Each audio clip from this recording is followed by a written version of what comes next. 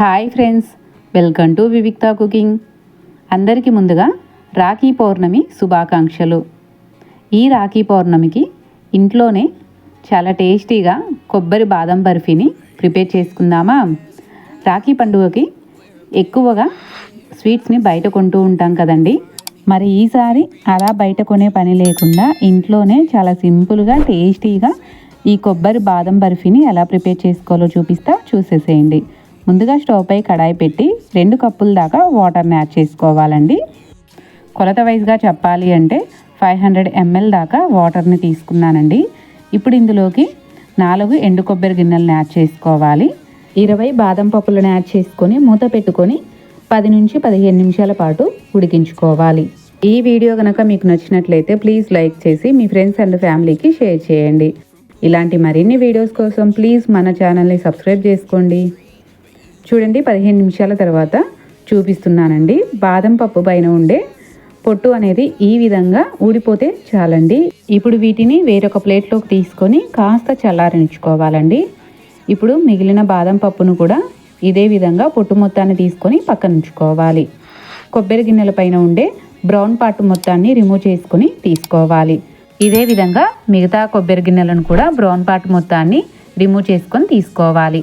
ఇప్పుడు ఈ కొబ్బరి గిన్నెల్ని వీలైనంత చిన్న చిన్న ముక్కలుగా కట్ చేసుకుని తీసుకోవాలి. చూడండి, ఈ విధంగా కట్ చేసుకుని తీసుకోవాలి.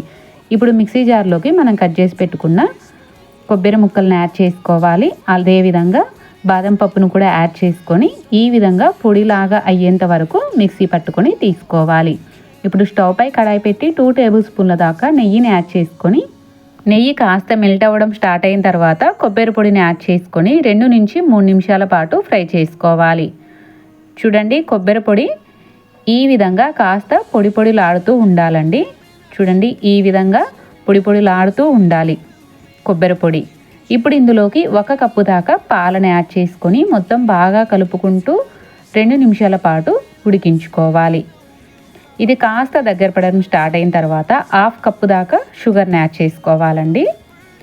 ఇప్పుడు మొత్తం బాగా కలుపుకుంటూ అడుగంటకుండా స్టవ్ని లో ఫ్లేమ్లో మాత్రమే ఉంచుకొని బాగా కలుపుకుంటూ ఉడికించుకోవాలి. మరొక నిమిషం పాటు ఉడికించుకోవాలండి.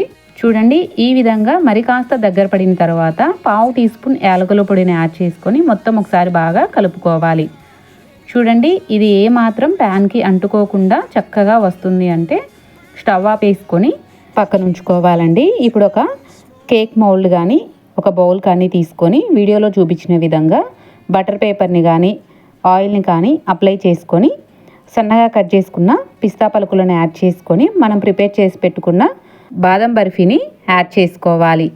ఇప్పుడు ఈ బాదం బర్ఫీని సమానంగా పరుచుకోవాలండి. చూడండి, ఈ విధంగా సమానంగా పరుచుకొని పూర్తిగా చల్లారనిచ్చుకోవాలి. నేను 2 గంటల నుంచి 3 గంటల పాటు పక్కన అలా వదిలేశానండి. చూడండి, పూర్తిగా చల్లారిపోయిన తర్వాత చూపిస్తున్నాను. ఇప్పుడు ఈ బౌల్ని రివర్స్ వేసుకొని 2 సార్లు ట్యాప్ చేస్తే చాలండి, చక్కగా రిమూవ్ అవుతుంది. చూడండి, ఎంత చక్కగా ఈ కొబ్బరి బాదం బర్ఫీ ప్రిపేర్ చేసుకున్నామో. మరి మీకు నచ్చిన షేప్లో కట్ చేసుకొని సర్వ్ చేసుకుంటే సరిపోతుంది.